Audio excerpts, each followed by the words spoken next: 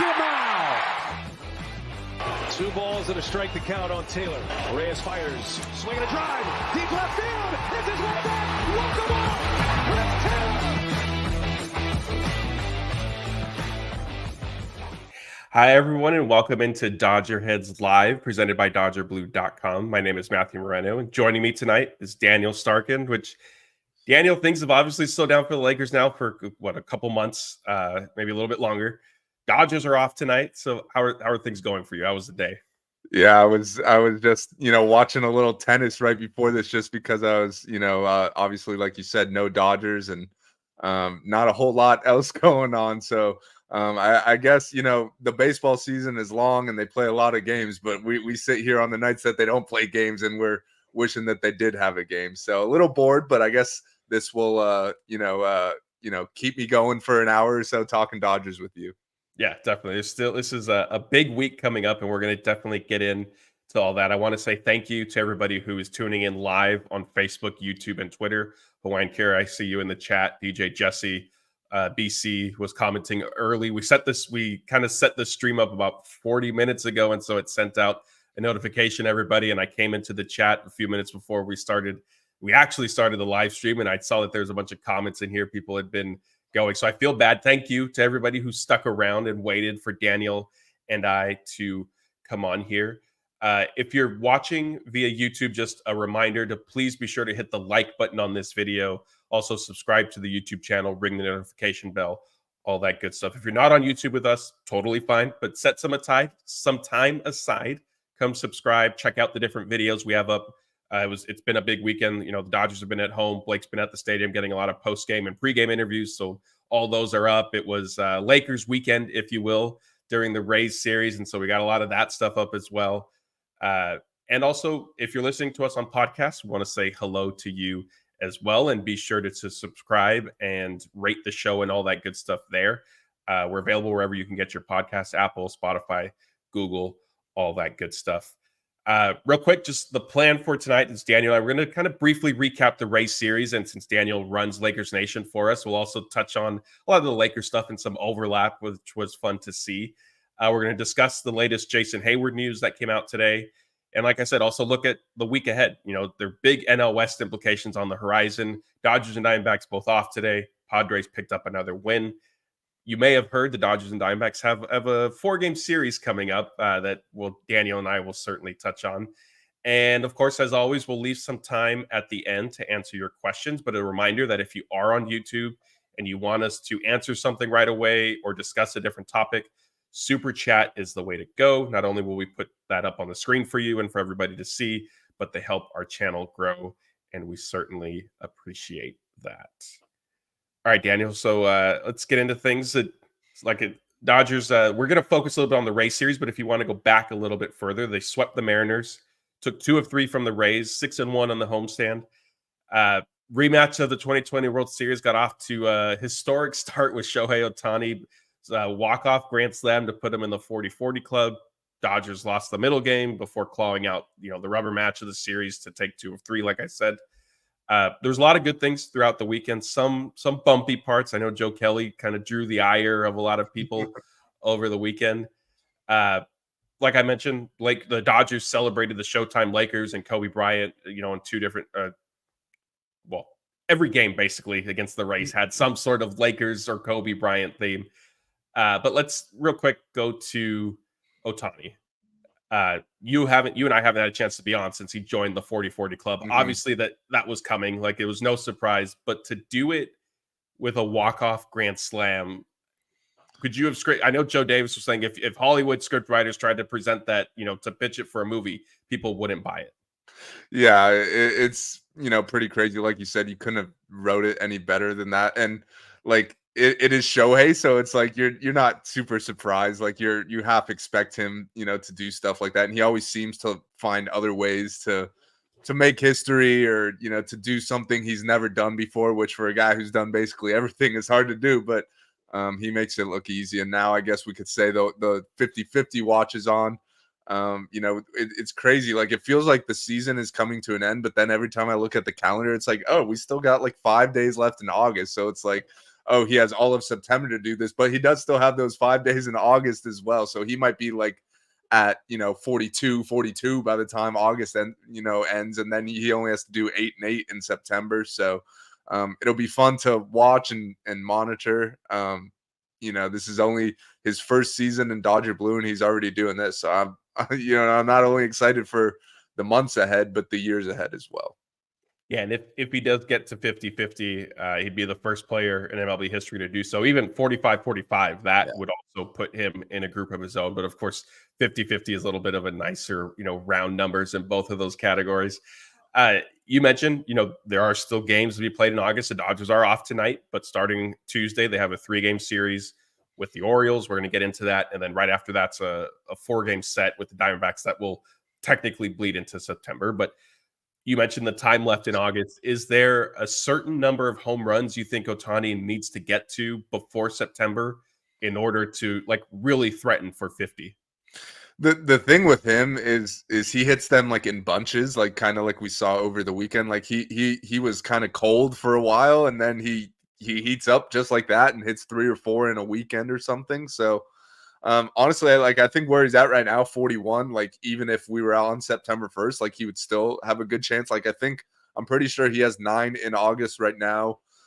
He's hit 10 in some of the other months. So that's kind of what he's averaging. So I think he's right on pace right about now. But obviously, as he gets closer, there's going to be more pressure just naturally. So it would be ideal if he could kind of bank a bunch now and have plenty of games to do it, where he's not going into the last weekend needing 2 or 3 home runs or something. And then in that case, he might be pressing, he might be swinging too hard or whatever. And of course, the division's not locked up by any means, so they still need to win these games. So ideally, he could, get hot, hit 3 or 4 more in the next week, and then he just kind of cruises into 50-50. Yeah, I think not to look too far ahead, because again, I keep teasing it. We will discuss the Diamondback series, but I think once the Dodgers get to Arizona, the pool out there in right center field is going to become a little bit of a target for Ohtani. Real quick, let's throw in this question from Hawaiian Kira. She wants to know how confident both of us are that Ohtani will get to 50-50. I guess if we're not confident that maybe he gets there, what's a realistic number for him? I mean, look, you're not going to find me doubting Shohei Ohtani. And the fact that at this point, it's on his mind. So it's like he's going for it at this point. So if that's the case, I'm not going to say, I'm not going to say I'm not confident that he's going to get there. I do think, we're just kind of talking about the home runs, I do think that will be the challenge, just because stolen bases, you could kind of go after one whenever you want. Obviously you got to get on base, but pretty much anytime Shohei's on first base, he's got the green light to steal. So I'm pretty confident he'll get 50 swipes. It's just a matter of can he keep the home runs up, or does he have a little drought where he goes 10 games or 15 games without a homer, and then that really slows down his pace. But anything above 45, like you said, that's never been done before. So if he even gets there, that's already a historic season. But like you were saying, it's something about round numbers that just look way prettier. And even though realistically 45 isn't that much different from 50-50, I do think the 50-50 will just kind of pop off the screen. So I think he'll get there. It'll just be can he hit a few home runs to stay on that pace? Yeah, I think the biggest thing will be he needs to have at least 45 home runs by September 10th, I would say. And that's more than enough time to then get to 50 with kind of that artificial deadline I'm setting.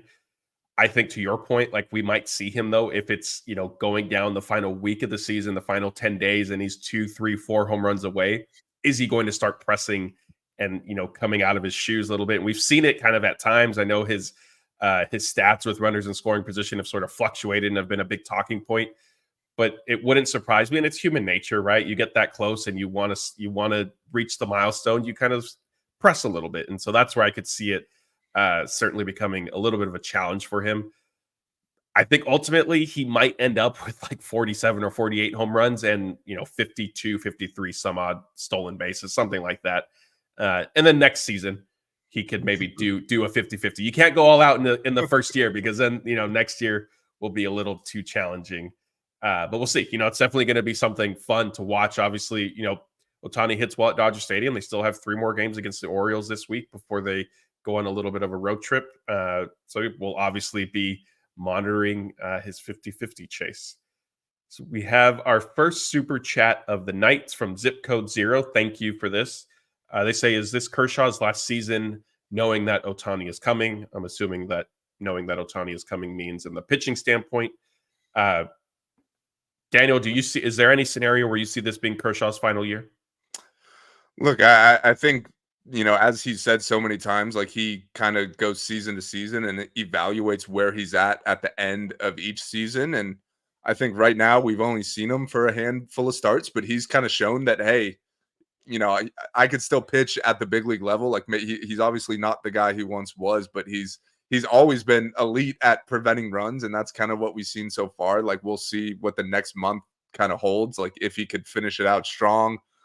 And if that's the case, like if he's healthy, I would guess that he comes back next year, honestly.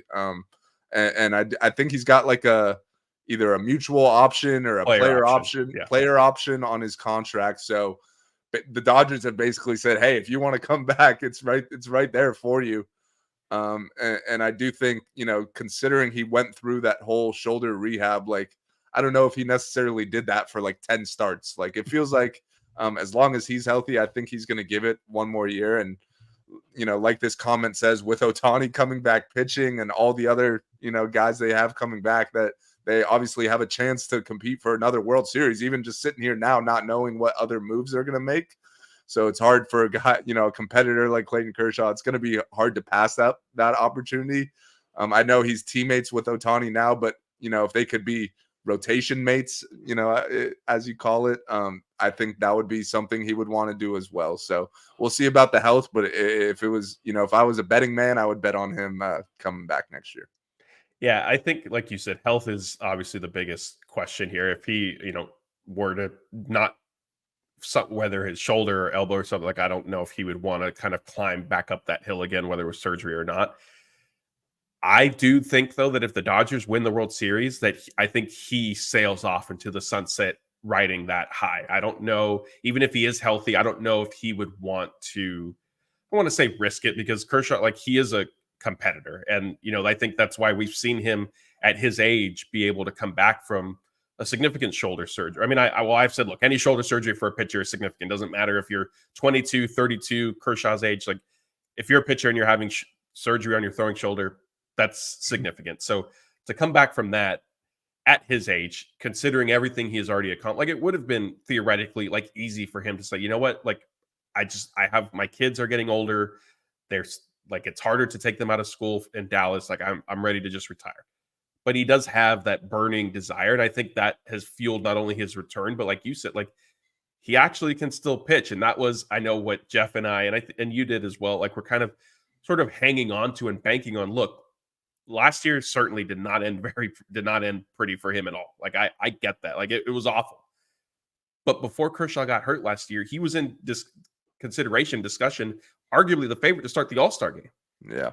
And so it was obvious, it was a big if, can he get back? Is he going to be healthy? Can he get back to that point? And so, yeah, I think we've seen, he got off to a little bit of a bumpy start, which I think was to be expected. He's coming back from a major operation, not pitching for several months.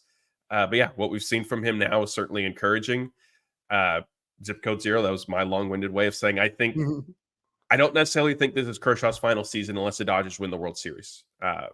I'll leave it at that. And, for at least the more immediate future, it's certainly encouraging that he has really bounced back from kind of a rough beginning to his year. Yeah, no, I think I actually agree with you. If they do win it all, like I feel like that's the perfect, just right off into the sunset. It'll be his second ring. Like you said, his kids are starting to grow up. So I do think that would be kind of the perfect ending if they do win it all. So as much as I don't want Clayton Kershaw to retire, like if that's the way he goes out, then I feel like that would be pretty perfect. Yeah, that would definitely be cool. All right, let's shift gears. If you missed the news, Jason Heyward cleared waivers and was released on Monday from the organization. He's now a free agent, able to sign with any team.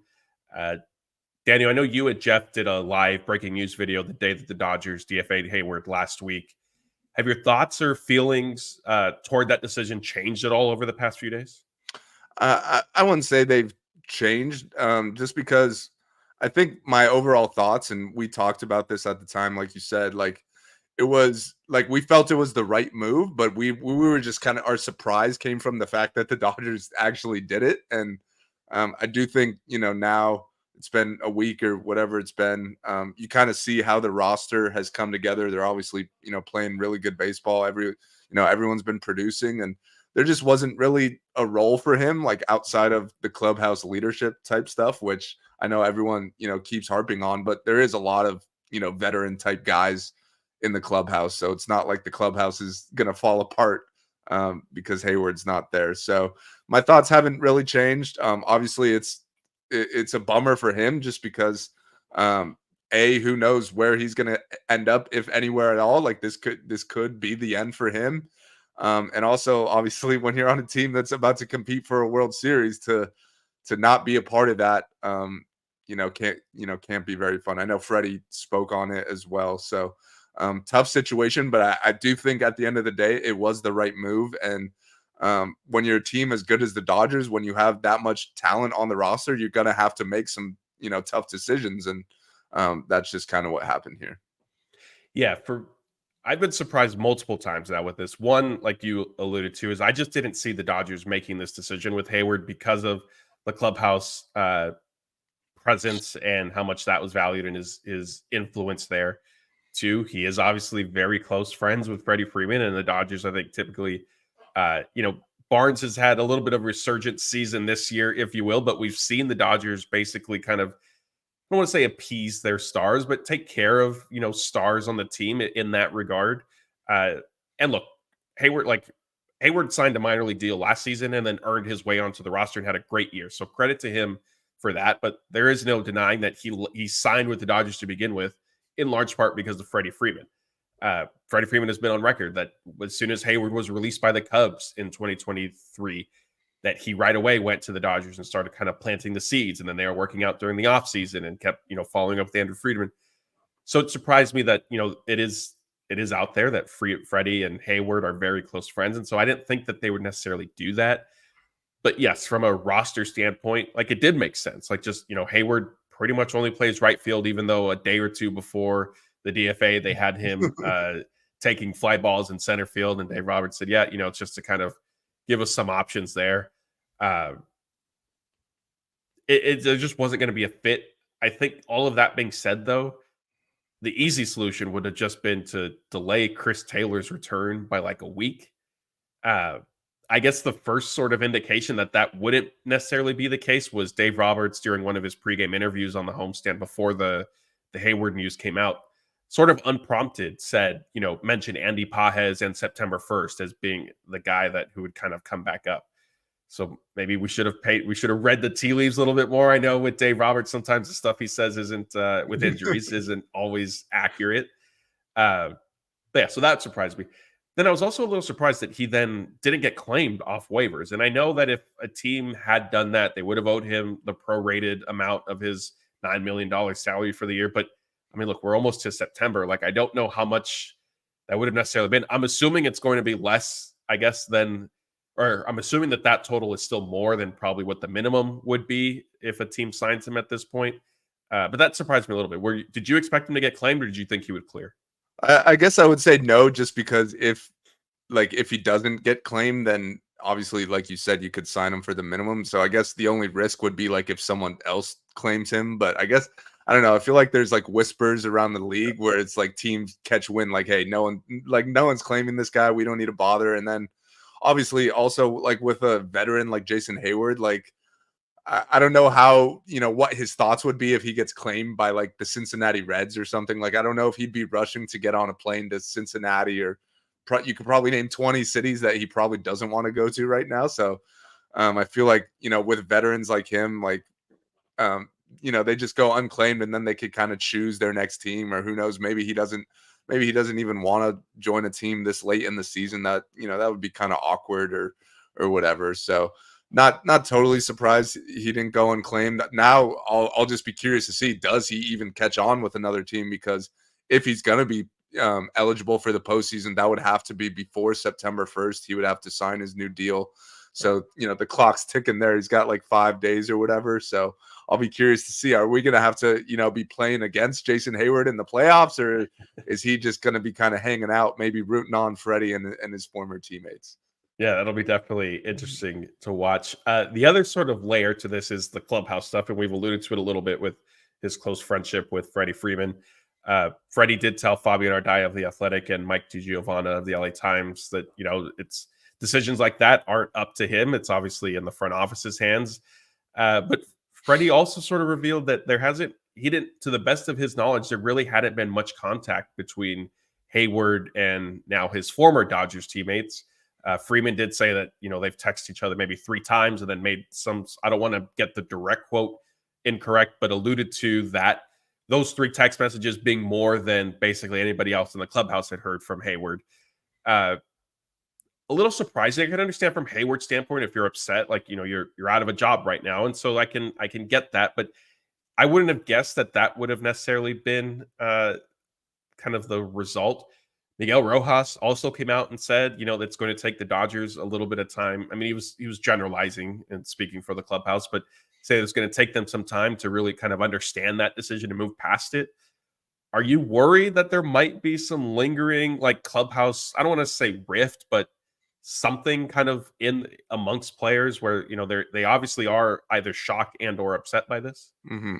I mean, I don't think there's any denying like the impact that Heyward has had in the clubhouse and the couple years he's, been with the team. He's one of the most respected, veterans in the game. And he obviously had a lot of close friends there, whether it be the older guys, the younger guys, like he was kind of in the middle of everything. So I do understand like where they're coming from. And obviously like the fact that they're speaking out just kind of shows that like it's not something they were required to do. Like they could have easily just said, no, we've moved on. Like it is what it is. It's a business, or, whatever the case may be. But it's clear he's made an impact, and you hope that doesn't necessarily affect anything like as far as on the field goes. Like they still have all the talent in the world, and even in the clubhouse there's still a ton of veteran guys to lean on there. Kershaw, Mookie, Freddie. You just said Miguel Rojas has been viewed as a clubhouse leader as well, so it shouldn't be an issue. And I guess we'll see down the road, but I don't anticipate it having much of an effect. I guess like if there's like an injury or two like in September, then you might have guys questioning like, hey, why did we get rid of Jason when we could have thrown him on the IL or something and then gotten him back right now? But until unless that happens, there's no room on the roster, so there's no reason to really keep sulking over this or whatever. Yeah, my hope is that some of it, I mean, from Freeman's standpoint, I was stuck between calling him Freddie and Freeman. From his standpoint, like I can understand, maybe the emotions being a little bit raw just because they are such close friends. And Freddie even said that it reminded him of when the Braves traded Heyward, and that kind of not broke up their friendship, but they weren't teammates anymore. The Miguel Rojas one surprised me a little bit. I'm hoping that it was more just, it kind of just happened. These are the first few games they're playing. Emotions are a little bit raw because, yes, like you said, and it is no secret that Heyward was valued in that clubhouse. But the further away we get from it, hopefully, it kind of becomes more normal. And yeah, like to your point, hopefully the Dodgers aren't in a situation in a few weeks where they might need an outfielder, and then guys are going to start looking around again like, hey, we could have had, we had one. But yeah, that'll definitely be something to watch moving forward. All right.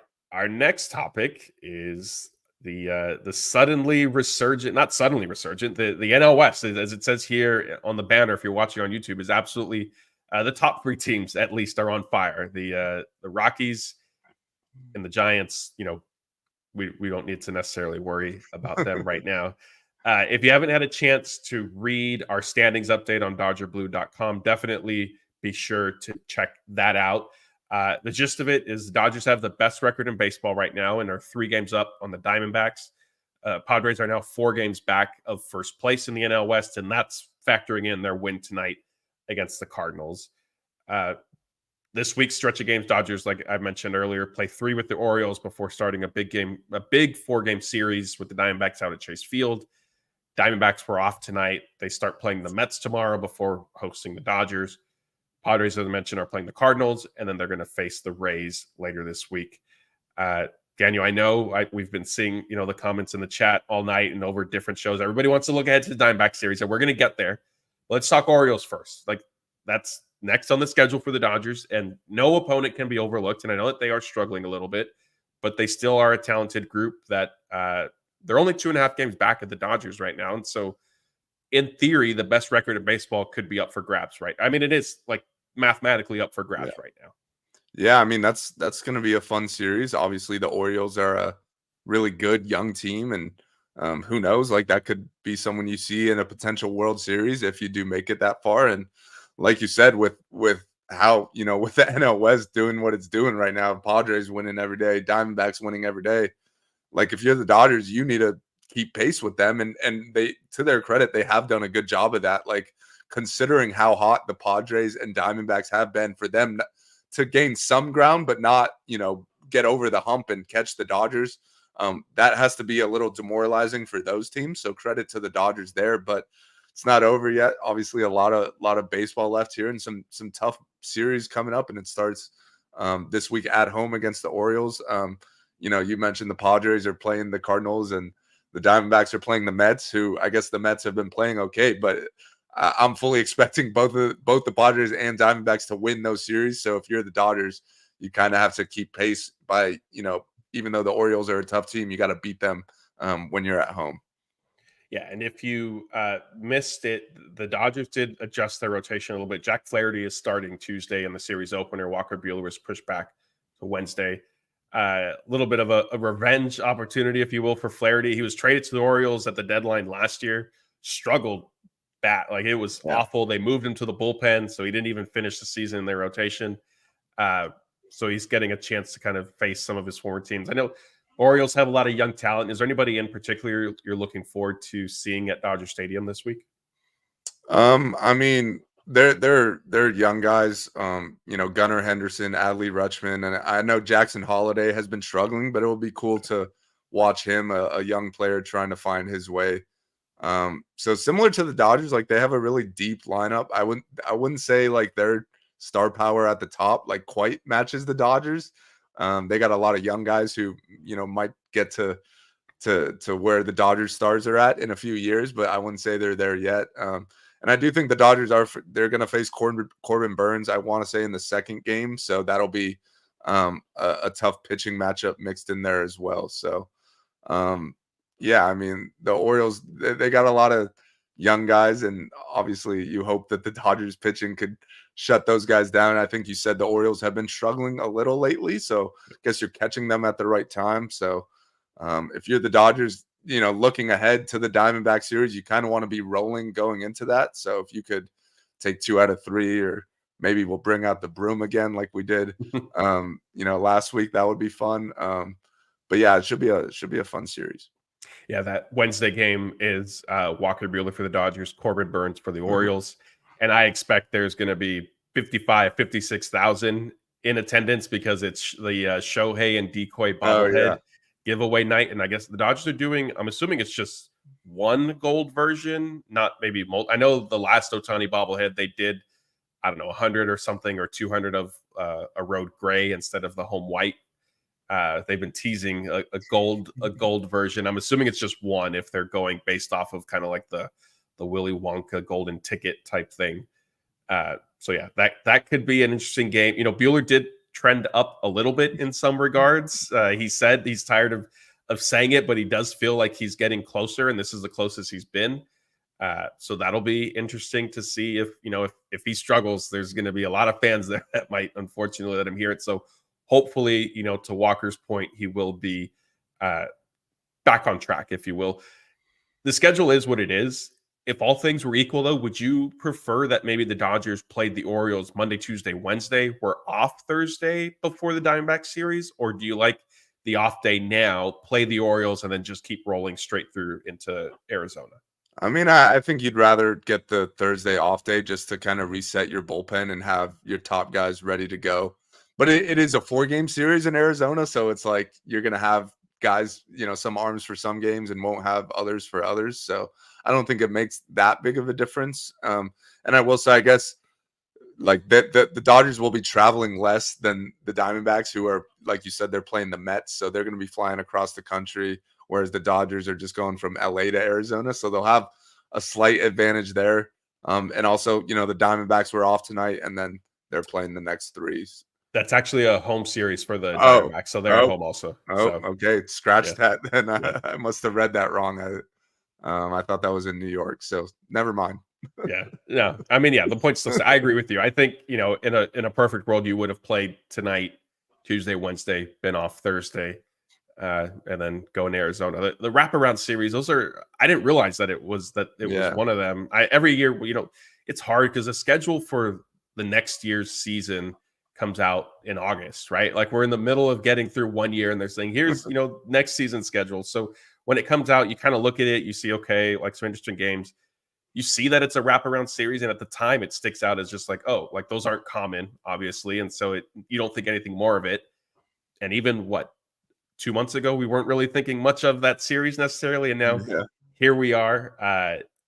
Diamondbacks have the best record since the All-Star break at 26-8, and right behind them are the Padres at 25-9. As you mentioned, Dodgers haven't been too bad themselves. They're 22-12 in the second half, which is the third best mark in baseball. But hey, you throw that all together, and like you mentioned, the NL West has suddenly become a 3-team race.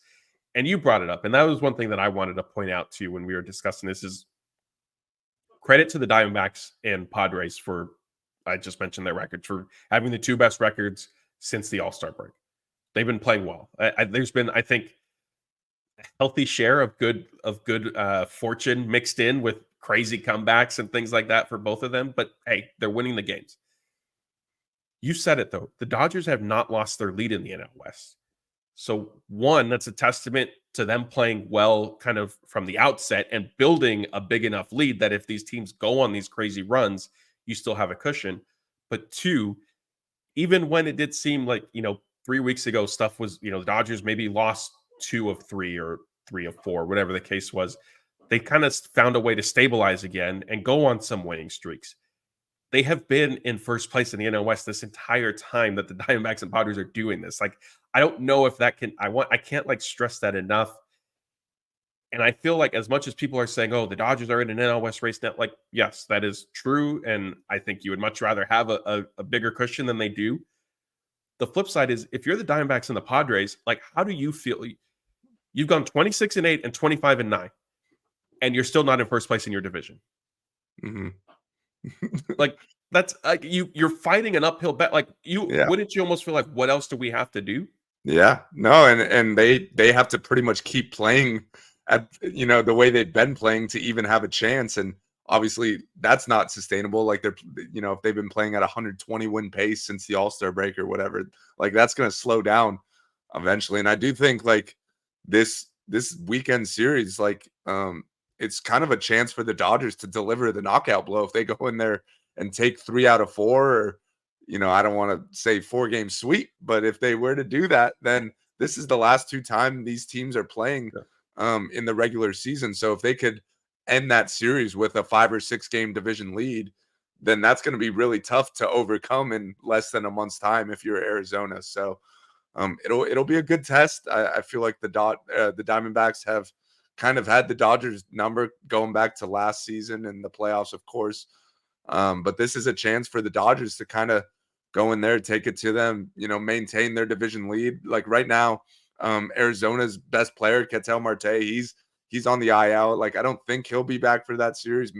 Maybe I'd have to, I haven't looked up any updates on him recently, but if they're without him, that's a great chance for the Dodgers, who have been playing well, to go in there, take 3 out of 4, and then they'll have one more series with the Padres a couple weeks later. You do the same thing there, then who knows? Maybe we're sitting here with 2 weeks, to go in the regular season, and that division lead is back at 7 or 8 games.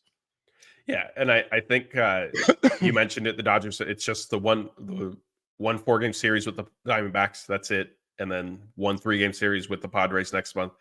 I think in general, the balance, MLB's shift to a balanced schedule has been great. Like, I think it's good for fans to, play everybody.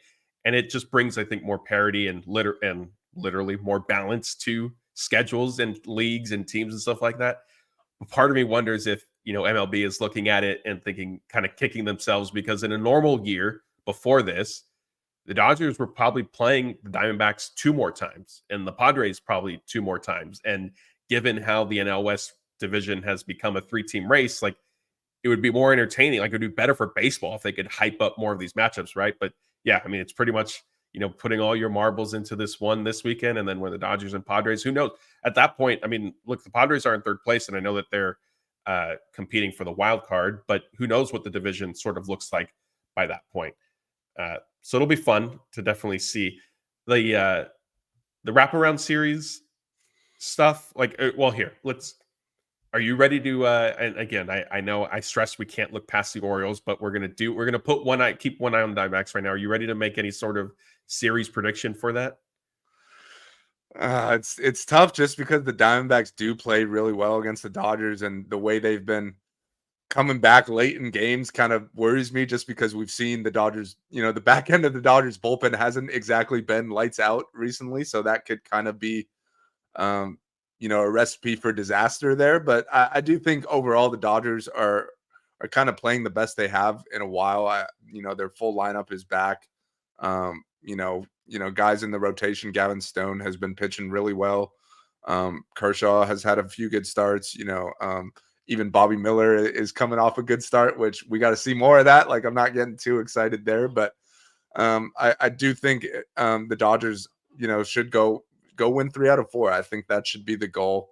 At worst, like, you definitely want to split it, just because if you lose 3 out of 4 or get swept, you're losing 2 or 4 games in the division. And then, considering that it's a 3-game lead now, it's possible that you leave Arizona without, in 2nd place or maybe even 3rd place. So you need to at least get 2 wins, but you got to shoot for 3 for sure, just because with how close it is in the division, you want to, at least make it a little comfortable. Like, I know we're all expecting a division race to the end here, but is it a division race where the Dodgers are losing, the division or a game up, or is it like, we're 3 or 4 up where it's close, but, still pretty comfortable? I would prefer the latter personally. So it's a really big series.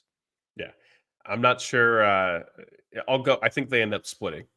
They end up, I don't know what order. I'm not going to necessarily give you a game by game prediction, but I think at the end of the day, after the 4 games and Monday's game is, as Bob Nightgale has joined the chat. Bob, thank you. Little late. We're talking about your Diamondbacks right now, Bob. Monday's game is, I think, a 110 starter, like 105 or something like that. So just make a note of that. Rod, we'll close the book on the Diamondbacks with this. Diamondbacks haven't had Christian Walker all month. That's correct. And I don't think he's going to be back yet either. For this matchup. And he's Babe Ruth against the Dodgers. So that's huge. That might even be, I mentioned Ketel Marte, that Christian Walker not being in there is a bigger deal against the Dodgers. Yeah. Sue's super chat says, not a comment, but thanks for the show. Sue's, thank you for the super chat. Thank you for tuning in. Thank you, everybody who's been with us tonight on YouTube, Facebook, and Twitter. We've gotten to up over 1,000 people on an off night with nothing going on, but to sort of look ahead. So thank you, everybody. And if you're listening to this on podcast, thank you as well. We appreciate all of our listeners and the support you guys continue to give us.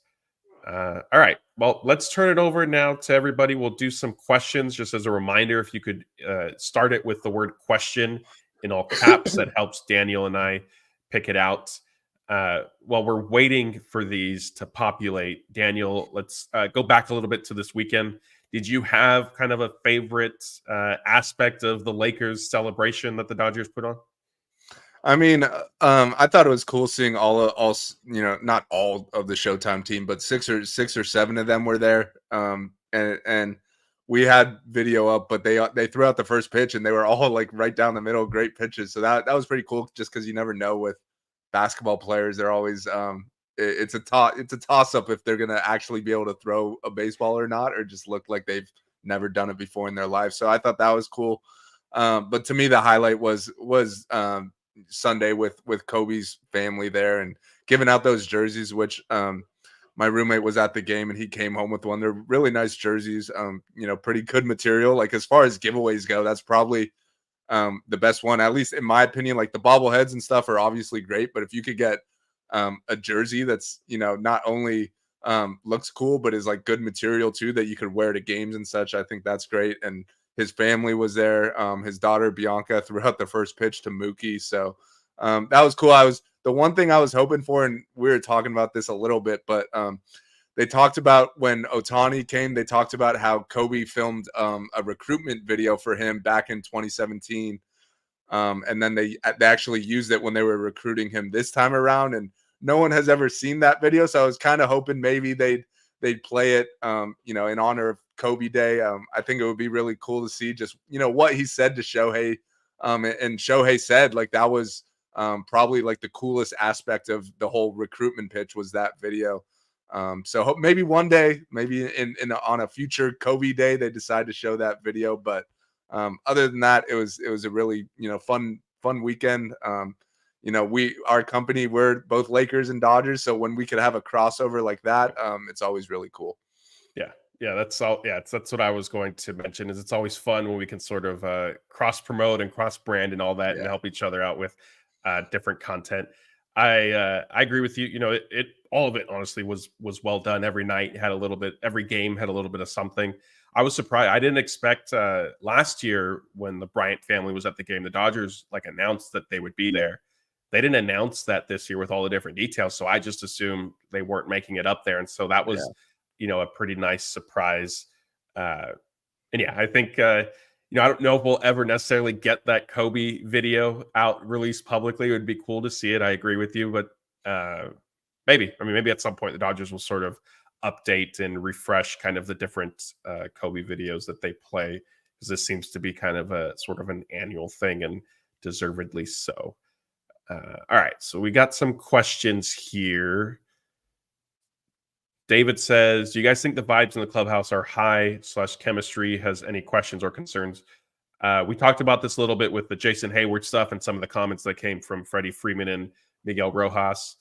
A little worried about it from the standpoint of I didn't necessarily, Freddie Freeman I understood, Rojas I wouldn't necessarily expect to kind of come out and say it, but I think he's also pretty honest with the media and shares his thoughts. So, and that's what we want, right? We don't want people to just give us PC answers, so credit to him. Long-term, big picture, I think the clubhouse is fine. I don't know if we'll necessarily have too much to worry about there. Orlando wants to know, is it possible that Dustin May's Tommy John surgery was botched, leading to his second one so quickly? No, I mean, Daniel, you're a pitcher. Pitchers, unfortunately, suffer injuries. Yeah, that's especially when you got a guy like Dustin May who throws as hard as he does. Yeah, it's going to happen. Did he have two Tommy Johns, though? Was it one his shoulder? And no, they're both. I thought they were both. I'm pretty sure they're both Tommy John. I think the more recent one is the internal brace, which I don't know if it's technically considered Tommy John, but it sort of is still called Tommy John. So I mean, it's possible that the first one didn't do the trick if he's back on the shelf again. But at this point, nothing you could really do about it either way. Hopefully he's back next year. And something else we haven't really talked about, I guess, was some slight news over the weekend was that Tony Gonsolin might be returning this season. That was not something I was expecting, and still not expecting, I would say. That I would be surprised, but that was, I guess, a little pleasant surprise just to hear that he's in the mix and he's been throwing and doing well and such. Yeah, if you're worried about the bullpen, maybe worry no more, because Tony Gonsolin might be coming back, and if he does pitch this season, Dave Roberts said it would be as a reliever. Noisy Ninja 91 says, if his next outing doesn't go well, is this Buehler's last chance, or do they keep running him out there? It's a good question and a fair question, I think. I think at a certain point you're gonna have to pull the plug if things continue to not go well. And I do think we got to see what happens. When you say an outing doesn't go well, why didn't it go well and how bad did it go? If he just completely blows up, then I could see it. But outside of that, I would say he's probably got at least a few more starts. They want to at least give him a chance. And until, as long as they still have a division lead, like they're not in like a do or die mode every night at the moment. And right now, let's face it, like they have a lot of injured starters. So like when a Tyler Glasnow comes back, when a Yamamoto comes back, then you could probably talk about Walker losing his spot in the rotation. But I don't think it's as simple as just call up Landon Knack to take his spot, just because they could have done that a long time ago. And so we'll see like how it goes. But I do think the leash is a little bit longer than just one start. But look, we're getting to the point where it's put up or shut up time. Like you either got to produce or it's just not going to happen. Yeah, and I think not that it can atone for some of the bumpy performances he's had, but Buehler is aware of that. Like he keeps saying, like he knows that he needs to pitch better, especially with this type of team, with the Dodgers having World Series aspirations. I agree with you. I think I felt going into it, they'd give him about 3 starts to maybe see. I think River Ryan's Tommy John surgery has changed that. I think Tyler Glasnow's elbow injury has also changed that. So like you said, they're not necessarily in a position right now where they can, pick and choose their starting pitchers. And so in some sense, maybe Buehler is getting a little bit more opportunities than he might have if everybody was sort of healthy right now. Let's see. Our next question is from Christopher. Says, since Will Smith can't be rested with the DH spot, do the Dodgers need to keep rushing as a catcher to get more offense from backup catcher? Dodgers rely heavily on Will's bat too much. I'm going to take it down just because it covers us a little bit. There was a stretch where Austin Barnes was out hitting Will Smith for kind of a while. So I don't know, you're looking at the backup catcher. You might have needed to be looking at Will Smith. And even, relying on his bat, I think in some sense they have, but also they haven't really been getting much from him, and they've been fine for the most part. Yeah, no, I agree. And I also, it's worth pointing out, like Dalton Rushing hasn't really been catching like at all in AAA. They've mainly been wanting him to learn the outfield. So like I would say if we do see Dalton Rushing this year, which I'm not expecting to happen, it would be more so for the outfield and that type of role. Like I don't think they would feel comfortable at all, even for one inning, putting him behind the plate to catch pitchers that he's never caught before. And just the fact that he hasn't been catching recently, like who knows, his days as a catcher could very well be over. We've seen it like a guy like he's been compared to a guy like Kyle Schwarber, who came up as a catcher and then, wound up in the outfield / DH type. So I think that's kind of where things are trending with Rushing. Like, I don't think he's in the mix to play catcher like at all, to be quite frank. Yeah, I agree. We're seeing the Dodger Blue Channel has been hijacked, saying if, promising a haircut. I do need a haircut, so if you guys can if it gets one more like, I promise you I will get a haircut this week. Let's see. We had a super chat from Hawaiian Kira.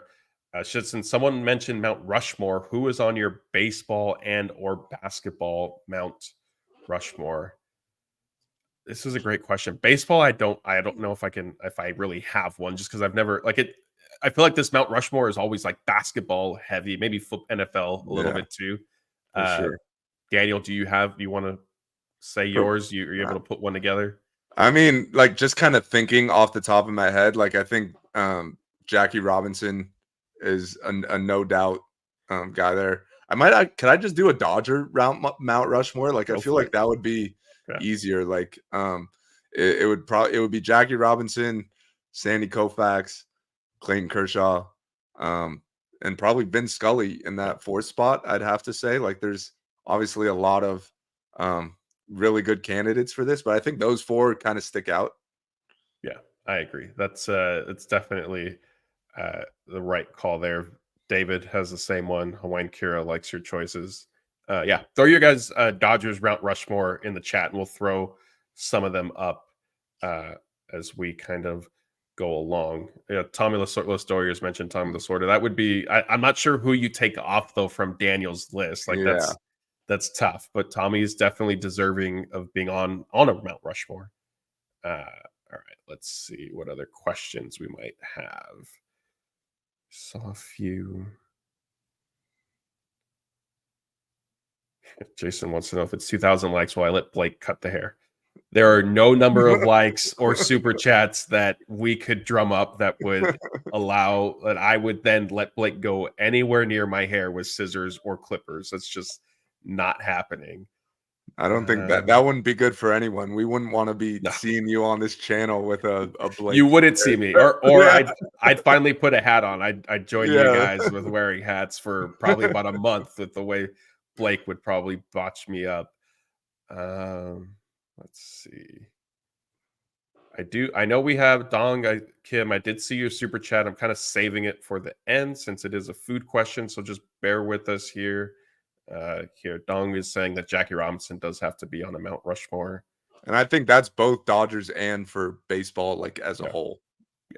Yeah. Kenny says Vin, Jackie, Sandy, and Tommy. So he put Lasorda on there instead of Kershaw. I think that's a generational thing. And I'm not sure, Kenny, I'm not necessarily grouping you, but I think something like that could probably come down to if you grew up like you and I did kind of watching Kershaw, then he's probably, as much respect as I think we both have for Tommy, like it is different getting to watch an all-time great kind of do it rather than, mainly reading about them, stuff like that. I think I just kind of thought of a good question. If you had to pick one of like the big three that's on the roster right now of who would be on this Mount Rushmore in the future, which of those three would you pick? And the big three are Shohei, Mookie, which I guess Freddie is probably not. It's not going to be Freddie. Like he's not going to be here as long. And so I would say Mookie. It's between Mookie and Shohei. I think it's Ohtani pretty easy. I think assuming that the Dodgers, if they win 2 World Series in Ohtani's 10 years, then he's on it like complete, like no questions asked. Yeah. If they win 1 World Series and he individually has just crazy seasons, the way we saw with Kershaw in 2014 winning the MVP and all like at his peak, even though maybe the Dodgers were falling short, I think that puts him into the conversation. But the problem is that at that point, like how obscene, and I'm saying obscene just because he's so ridiculous with being able to pitch and hit, but like how obscene were his individual seasons at that point? Because who are you taking out? Like to me, like Vince Scully is a lock. Like he's never getting bumped out of that. I think Jackie Robinson, because like you said, not only for the Dodgers, but Major League Baseball, like his importance, like he's pretty much cemented in there.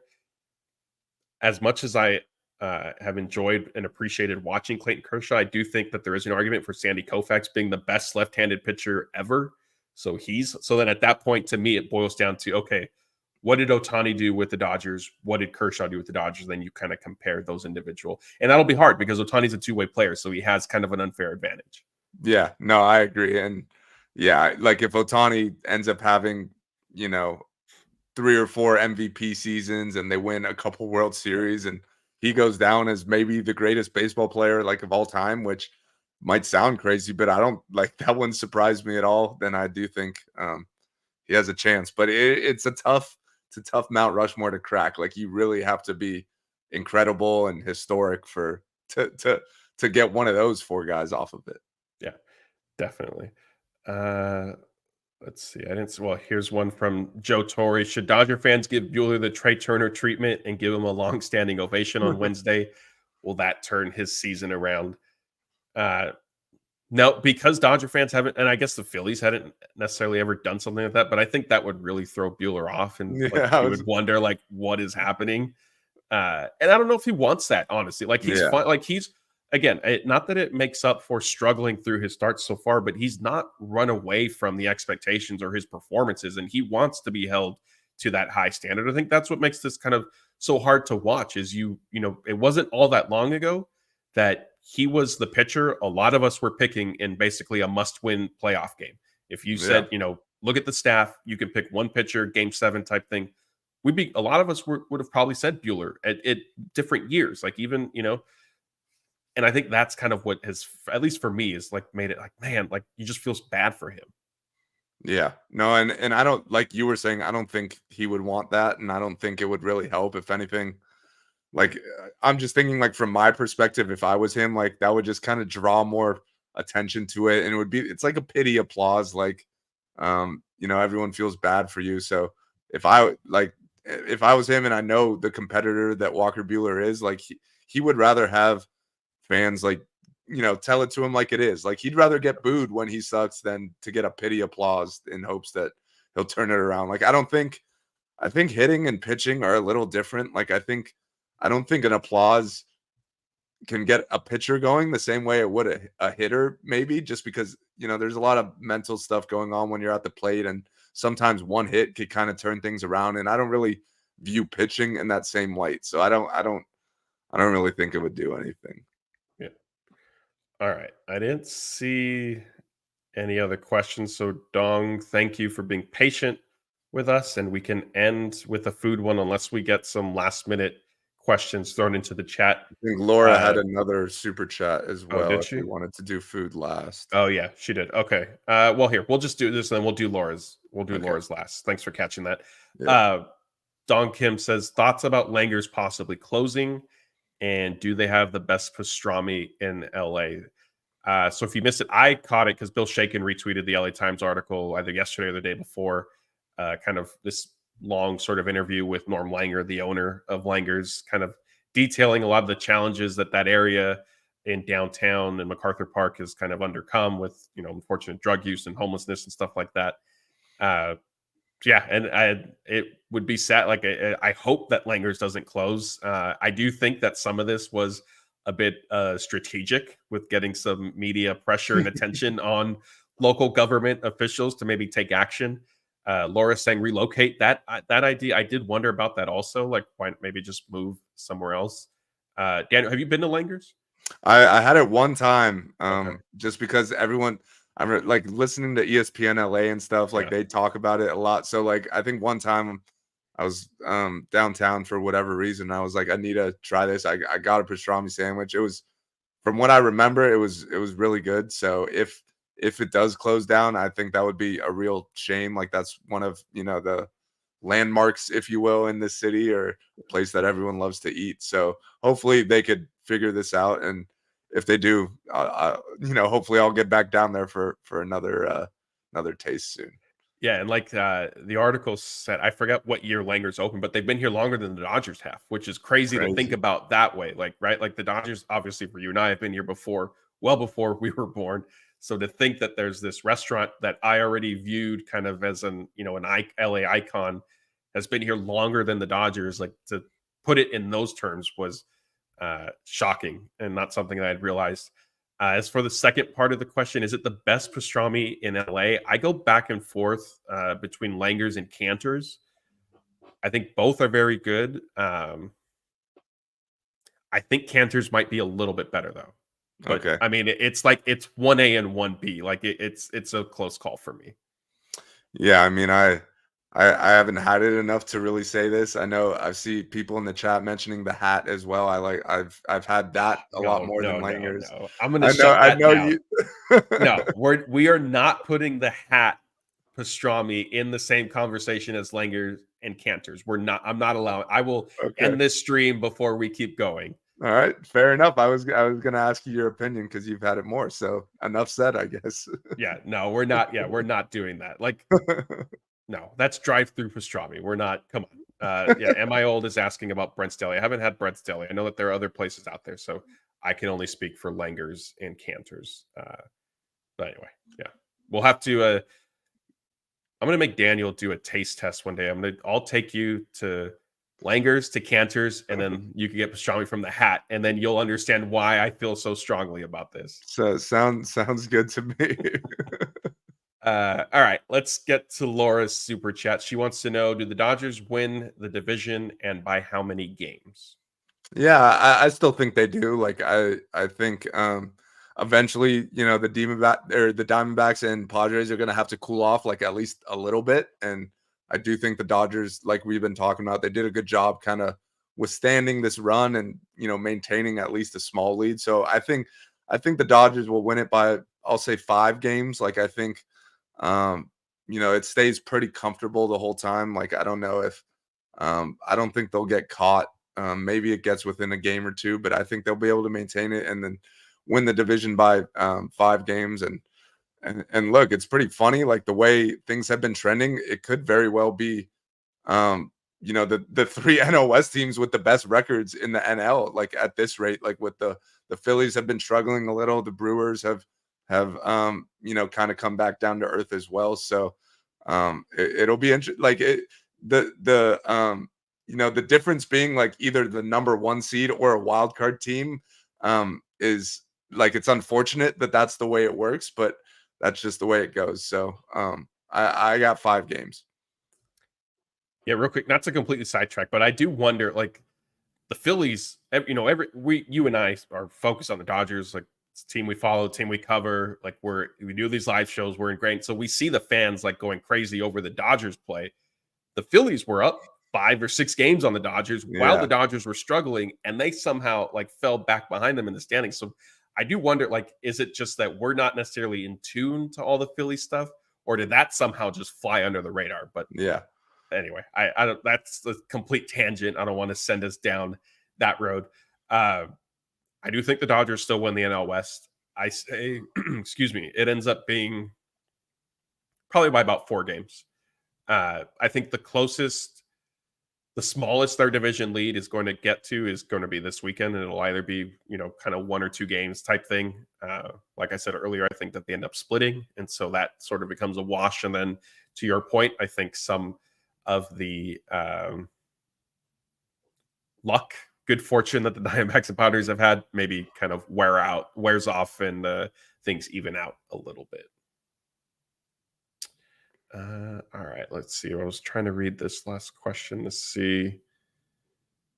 Well, here it's a little bit critical of Blake, so we apologize for that. But Daniel, since you're a pitcher, Jason wants to know, how would you be managing this bullpen? I'm not 100% sure what Blake said. I know that I'm guessing Blake might have defended some of Dave Roberts' decisions, and that's why it's not necessarily popular. But is there anything you would have done differently, either back in early in the season or more recently? I mean, look, it's not an easy job, and it's really easy to criticize after the fact and overlook it when things go right. So I definitely do not envy Dave Roberts there. Maybe he's talking about the game they lost to the Rays, where they went with Kopech in the 8th and Phillips in the 9th. So if I had to guess, the question is asking, like, should they have more set roles in the bullpen where, hey, Kopech, the 9th is yours, like Evan Phillips, you're the fireman, or whatever the case may be. And like, I do think eventually it would be ideal to get to a point where it would be like that, where, hey, Kopech, you're our closer, like, be ready for the 9th. Maybe we need 4 outs out of you. And then, Evan Phillips and Trinan and all these other guys, that Daniel Hudson, like, you're more of our firemen and whatnot. I do think in an ideal world, that's what they do. But that's just not where they're at right now. I do think we need to see a larger sample from Kopech. I see the Kelly comment here. Like, I think we're all in a similar place with Joe Kelly, where if he continues on this path he's been going down, he probably shouldn't be on the postseason roster. I'm not going to go as far to say as he won't be, just because you never really know with the Dodgers. But he has not been pitching well enough to warrant a postseason roster spot, especially when guys are coming back. And someone we haven't really talked about is Ryan Brazier, who's looked really good since he got back as well. So he's in the mix. So I do think as more of these guys come back, a guy like Joe Kelly could be on the outside looking in. Yeah, and it looks like what Blake's comment may have been about Joe Kelly, and David did say Blake had a good point due to usage who was available. That's what I was going to bring up is, look, like, I get, Joe Kelly isn't, maybe he's not the first option. He's probably not the second, third, fourth option, but the Dodgers are trying to get through a long season right now. And unfortunately, like, I know it sounds like a broken record, but at times, like, Dave Roberts' hands are tied a little bit, and you kind of go with who is available and who is not available. Matty Man, I do want to address this. He's saying Blake has relationships to maintain, and he doesn't think Scott does. I can tell you that we don't do these shows like and kind of hide behind stuff and not want to say things. We do criticize the team fairly when it's warranted. We also, I know it's not popular on Twitter or in these live streams if we say, like, hey, sometimes a player just actually has to do better. Like, it's not always Dave Roberts' fault that a reliever goes in and gives up 3 or 4 runs. the other thing is Blake has relationships, Scott has relationships. We all have relationships that we maintain from a professional standpoint because we are professional and we're not going to go out and personally attack people. Matty, man, I'm not picking on you. I know you're in here a lot with us, but that is an accusation that has been lobbed at us a couple different times by different people that we are worried about our credentials or this, that, and the other. We're not necessarily going to want to say certain things. And I can tell you, as the person who oversees our staff and our website, that that is not the case, that we aim to bring you accurate analysis and fair reporting and things of that nature. And just to kind of add on to that, if even if we're being critical, like if we're being fair and not necessarily going over the top and like disrespecting a player, then as far as maintaining relationships go, then there's nothing to worry about. Like as long as you're being fair and just kind of telling it like it is, like I don't think any of us are worrying about criticizing a guy and then him not talking to us or whatever the case may be. Like as long as you're not going as far as disrespecting players, then there's no issues. Yeah, definitely. And I'll circle back now to the bullpen stuff and the closer thing that you were discussing. I do think that it is warranted to at least try Kopech as the closer at this point. I think because like Phillips became the closer because it worked like kind of out of necessity, and he handled, credit to him early on for succeeding in that role and being able to do it. But I think also it's no secret that the Dodgers prefer him in kind of a fireman role instead. So to me, like just let Kopech be your closer. And if, you know, the heart of the lineup is due up in the 8th instead of the 9th, then okay, use him in the 8th. And then you have Phillips. Hopefully, if Gratterall is back, Ryan Brazier, somebody you mentioned. I know Daniel Hudson has struggled recently. Blake Treinen has struggled recently. But, you know, those are guys that can be trusted typically in high leverage situations. So for me, I would say like, hey, Kopech is our closer. Use him in the 8th or 9th, depending on how you need it. And then you have everybody else kind of, you know, filling in with, especially Phillips kind of trending back up. If he becomes your fireman again, then I think that really can solidify the bullpen moving forward. Yeah, no, I agree. I think in a perfect world, like you do have set roles, quote unquote, and a set closer, but I do think those spots are kind of earned. And I know Kopech has been great, but it has been a really small sample. And if you look at the overall sample of his entire season, like he hasn't been lights out the whole year. So I do think it's trending to that. And the more he continues to have success and shut it down in the 9th, he'll continue to get those opportunities. And like you said, like Evan Phillips is better served in that fireman role. And same with Blake Treinen, Daniel Hudson, Ryan Brazier. Like they got a lot of really good options, which is good to see. So, you know, we'll see in the next month if those roles kind of formulate and come together. Like I'm hoping it does. But at the end of the day, like as long as you have talented arms, like who throws what inning doesn't matter all that much. So, yeah, we'll see, you know, what happens over the next month as far as health and who's pitching well. Like that's